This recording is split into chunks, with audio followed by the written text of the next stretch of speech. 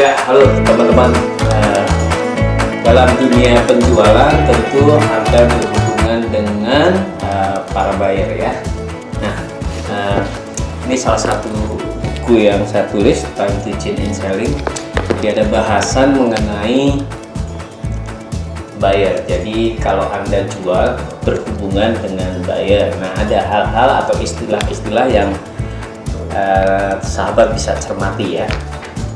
Oke, saya akan share tentang apa itu buyer. Ya, buyer adalah orang-orang yang sebenarnya berhubungan langsung dengan Anda, membeli untuk produk Anda. Jadi kalau produk Anda mahal, produk Anda high tech, rumit gitu ya, berarti mereka butuh orang-orang lain untuk mengambil keputusan. Banyak aspek atau banyak orang-orang yang terlibat dalam pengambilan keputusan ya. Bisa decision maker, bisa informator, bisa influencer, bisa user gitu. Jadi mereka itu dalam mengambil keputusan tidak semata-mata diserahkan kepada buyer ya. Namun demikian, buyer ini adalah memegang peranan penting karena bisa jadi menjadi itu maksudnya. Jadi perhatikan itu buyer. Kemudian ada yang namanya buyer facilitator ya, atau buying facilitator. Itu dia nggak beli, dia bukan user, dia hanya ya mungkin kalau dalam bahasa Indonesianya calo gitu ya, perantara lah ya, perantara, broker ya, tergantung level apa level produknya ya. Kalau itu belinya kapal tanker akan beda ya. Jadi ya ada istilah-istilahnya, yaitu salah satunya kita kelompokkan saja namanya buying facilitator. Nah, buying facilitator ini juga perannya penting untuk hal-hal tertentu, masuk ke pemerintahan misalnya, project, tender itu seringkali, atau mungkin orang-orang yang sudah mendengar akan adanya budget anggaran yang sangat besar, bisa aja untuk bangun tower, jembatan, jalan, kemudian gedung olahraga. Itu Anda bisa berjumpanya di awal-awal dengan buying facilitator. Nah, buying facilitator udah kayak intelijen juga dia, jadi dia punya kuping gitu ya, mencari terus. Nah, dia tidak punya kapasitas untuk memprovide produk secara sendiri, jadi dia akan cari partner.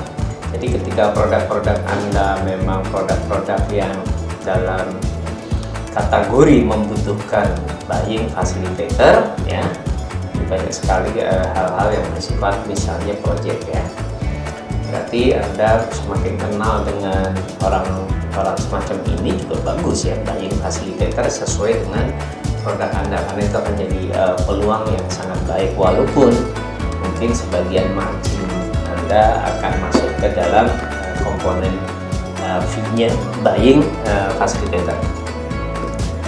Kemudian ada istilah buying signal ya, buying signal. Nah, ketika Anda menjual itu berkomunikasi dengan seorang pembeli, customer atau buyer, maka awal-awal tentu tidak bisa kita hard selling, langsung memberi tawaran keras gitu ya untuk hal-hal tertentu. Nah, apalagi yang misalnya online itu is okay. Tapi paling tidak ketika ini misalnya project besar, nggak mungkin yang online, atau mungkin produk-produk yang ya kalau Anda misalnya punya counter di mall atau segala macam, Anda harus mendengar yang tidak diucapkan ya. Mendengar yang tidak diucapkan itu berupa kalimat-kalimat yang sebenarnya dia ngomong apa, tapi Anda bisa tangkap bahwa itu menunjukkan bahwa dia niat untuk membeli. Jadi ada signal membeli, buying signal ya. Kalau misalnya contoh orang sudah bertanya, ini harganya berapa? Itu sebenarnya buying signal. Ya, oh dia ingin. Ada warnanya apa saja? Nah, itu juga sudah buying signal. Nah, atau memang ini lucu, aku pengen beli ya, itu udah clear banget gitu ya, buying signal. Nah, tapi ya ada juga gerakan-gerakan yang menunjukkan keinginan untuk membeli ya. Nah, ada juga istilahnya buying warmth gitu ya. jadi dia kayak mau jadi hot prospect gitu, hangat ya, gerakan tubuhnya, ekspresi wajahnya, tatapan matanya terhadap produk itu gitu ya. Termasuk Anda juga melihat di sini di buying signal, ada buying warmnya dari tubuhnya. Anda bisa melihat bahwa apakah orang ini punya potensi untuk membeli, apakah orang ini punya kekuatan finansialnya ya. Kalau misalnya ada seorang ibu bersama suaminya kemudian di mall, Anda sebagai SPG misalnya, ketika suaminya udah bilang, oh saya sih terserah istri, saya bagian bayar aja, nah tenang tuh, berarti bisa jadi supporting secara finansial tidak masalah. Jadi Anda bisa lebih intens lagi, fokus lagi kepada ibu atas pilihan-pilihan atau keinginan-keinginan. Jadi ada si bandarnya gitu ya. Nah ini banyak hal terjadi ya, apalagi kalau bos besar bawa selingkuhan. Ambil aja, iya gengsi nggak beli ya. Atau orang yang sedang memadu kasih ya, lagi pacaran gitu ya, dia eksekutif muda punya pacarnya pegang apa ya, boleh, wah itu udah peluang jualan. Iya, pacar yang menarik ya. Jadi pacar yang menarik itu memang harus seperti sepatu mahal. Nyaman dipakai tapi rela diinjek. Oke, jadi itu teman-teman, perhatikan beberapa step-step, aspek-aspek yang kalau jualan itu harus dilihat ya. Jadi siapa buyer, kemudian buying facilitator, kemudian ada buying signalnya atau buying warmnya, kemudian potensi-potensi yang ada harus dibaca, termasuk ya, gelagatnya nih orang kalau misalnya Anda punya toko gitu ya, kayak H Hardware, Informa gitu, ketika orang masuk ke toko kan ininya macam-macam ya, kita harus identifikasi apakah dia datang mau membeli sesuatu atau dia datang mau iseng-iseng gitu ya. Kalau dia datang mau membeli sesuatu ya identifikasi gerak tubuhnya itu kelihatan cepat, matanya geraknya pindah dari barang satu ke yang lain juga cepat. Itu sebenarnya dari rumah sudah datang ingin mencari sesuatu, misalnya mau cari sleeping bag gitu, mau dia lari, oh ini bisa segera ditolong. Tapi kalau misalnya orangnya santai, jalan pelan-pelan, bisa jadi hanya lihat-lihat dulu karena istrinya sedang belanja di misalnya Hero atau lagi belanja di Matahari misalnya. Nah dia main ke H-Hardware misalnya. Ya ini orang ini didiemin aja, dia lihat screening gitu ya, masuk ke dalam memorinya. Suatu saat dia butuh barang di toko Anda, oh dia ingat nih bahwa toko Anda ada barang A. Nah, jadi identifikasi semacam itu. Jadi teman-teman kalau misalnya punya outlet gitu, itu mesti sering riset, sering eksperimen, sering dicoba gitu ya. Kalau misalnya Anda punya toko tas di mall gitu, display itu sangat menentukan. Beda mall bisa beda ya. Misalnya kalau Anda bikin mallnya misalnya di Grand Indonesia, bikin outletnya di Grand Indonesia, apakah produk Anda yang murah di display di depan, kemudian ke belakang semakin mahal?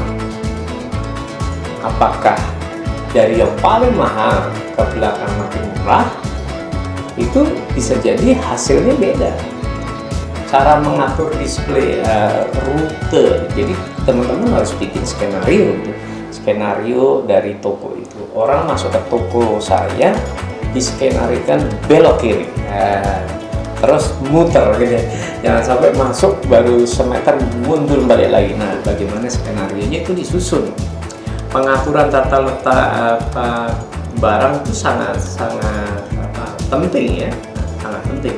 Kalau misalnya kayak di Indomaret, Alfamart gitu, itu tentu diatur benar ya, mana yang level mata, eye level itu barang-barang apa, yang di bawah barang-barang apa, yang mudah dilihat barang-barang apa.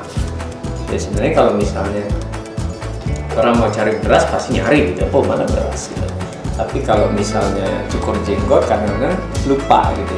Jadi ada hal-hal yang orang biasanya lupa, taruhnya di dekat-dekat kasir misalnya, baterai, hal-hal yang kecil, atau anak-anak lagi nunggu mamanya bayar, dia lihat permen, kita akan jadi menarik. Jadi memang harus yang asli itu dites ya, dites saja.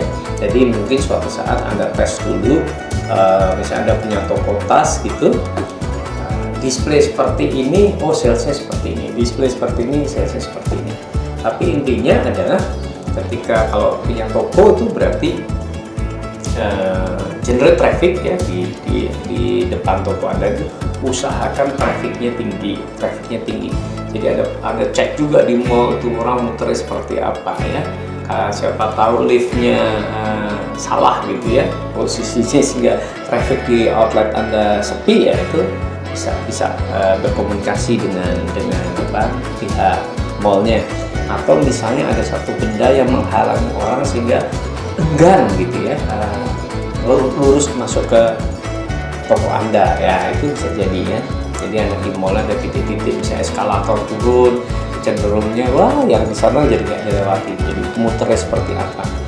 Nah setelah trafficnya bagus, bagaimana merubah traffic itu jadi visitor. Jadi harus punya sesuatu yang menarik di depan-depan toko itu, apakah diskon, apakah apalah promo apa yang menarik sehingga orang itu masuk, atau ada benda yang sangat menarik yang membuat orang itu perhatian. Nah ketika traffic masuk jadi visitor, baru visitor jadi buyer upselling, cross selling, pulang ada program untuk balik lagi ya, reorder atau repurchase ya. Itu kira-kira teman-teman inspirasi pendek ini, bahwa memang untuk meningkatkan penjualan itu seni, dan Anda harus tahu sendiri bisnis Anda seperti apa, lapangannya seperti apa, dan jangan pernah malas untuk mencoba membuat eksperimen dan mengukurnya. Nah, ini penting ya, mengukurnya. Jadi setelah Anda pakai metode A, skenario A terukur sekian, skenario B terukur sekian, ya Anda pilih. Terus begitu teman-teman. Jadi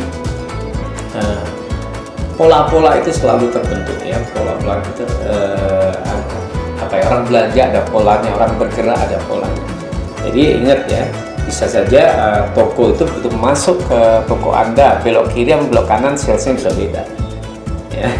Jadi aturan bisa beda. Jadi bagaimana caranya diukur ya. Kalau diukur kita akan tahu persis bahwa ini lebih efektif.